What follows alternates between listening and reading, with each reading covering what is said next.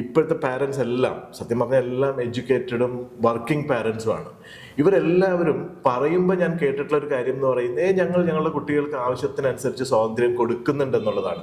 പക്ഷേ പട്ടം പോലെയാണ് അവരെ എന്ന് പറയുമ്പോഴും ഈ പട്ടത്തിന്റെ നൂല് ഇവരുടെ പാരൻസിന്റെ കയ്യിലാണ്. ഇത് നമ്മൾ അറിയുന്നില്ല. അത് ഇപ്പം ഒരു കുട്ടി പുറത്തു പോയി കഴിഞ്ഞിട്ടുണ്ടെങ്കിൽ ഒരു കണ്ടിന്യൂസ് ആയിട്ട് വിളിച്ചുകൊണ്ടിരിക്കുക, വരുന്നില്ല എന്ന് ചോദിക്കുക. ഇനി ആൺകുട്ടികളാണെങ്കിൽ തന്നെ മറ്റൊരു രീതിയിൽ.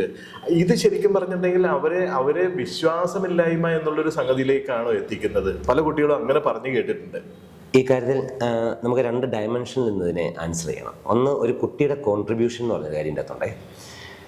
ഫോർ എക്സാമ്പിൾ, അരമണിക്കൂർ മൊബൈൽ കണ്ടോട്ടെ എന്ന് ചോദിച്ചുകൊണ്ട് പെർമിഷൻ എടുത്തിട്ട് എൻ്റെ നിന്ന് മൊബൈൽ മേടിക്കുന്ന ഒരു കുട്ടി, അവൻ 30ാമത്തെ മിനിറ്റിലെ 35ാമത്തെ മിനിറ്റിൽ ആ മൊബൈൽ കൊണ്ട് അമ്മ അവിടെ വെച്ചിട്ടുണ്ട്, ഞാൻ തിരിച്ചുകൊണ്ട് വെച്ചു എന്ന് പറഞ്ഞ് അവിടെ കൊണ്ട് വെച്ചിട്ട് പോയാൽ പിന്നെ ആ കുട്ടിയുടെ പുറകെ അമ്മ നടക്കുമോ?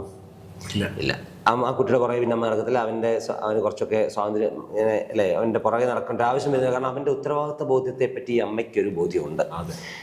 ഇനി ഈ പുറകെ നടക്കുന്ന പ്രശ്നം എവിടെയാണ്? ഈ അരമണിക്കൂറെന്നും പറഞ്ഞ് മേടിച്ചിട്ട് 1.5 മണിക്കൂറും കഴിഞ്ഞ് ആ മൊബൈൽ അവിടെ കൊണ്ട് വെക്കാതിരിക്കുന്നിടത്ത് ഒരാളിങ്ങനെ ഇടപെട്ടുകൊണ്ടേയിരിക്കും. ആ അമ്മയുടെ മനസ്സിൽ അന്തർലീനമായി കിടക്കുന്ന ഒരു കാര്യമാണ്, ഞാൻ ഇടപെട്ടില്ലെങ്കിൽ ഇവരൊന്നും ശരിയായി. അപ്പം ഇതിൻ്റെ അകത്ത് ആ കുട്ടിയുടെ റോളിനെ നമുക്ക് നെഗ്ലക്റ്റ് ചെയ്യാൻ പറ്റില്ല.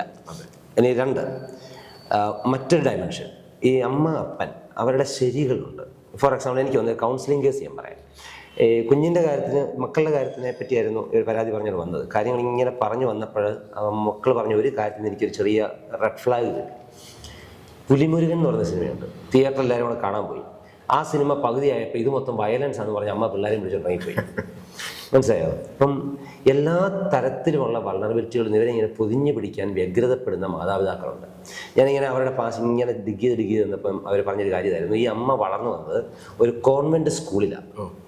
ആ കോൺവെൻറ്റ് സ്കൂളിലെ മൊറാലിറ്റിയുടെ ഹൈ സ്റ്റാൻഡേർഡ്സിൽ ഇങ്ങനെ ജീവിതത്തെ സെറ്റ് ചെയ്ത് വെച്ചിരിക്കുകയാണ്.